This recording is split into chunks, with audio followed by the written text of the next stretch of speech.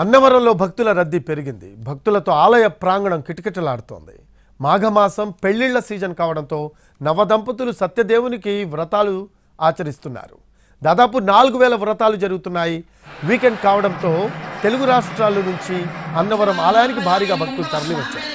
సర్వదర్శనానికి 3 గంటల సమయం పడుతోంది.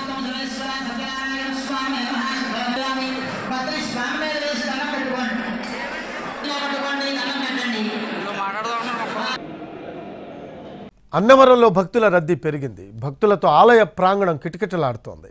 మాఘమాసం పెళ్లిళ్ల సీజన్ కావడంతో నవదంపతులు సత్యదేవునికి వ్రతాలు ఆచరిస్తున్నారు.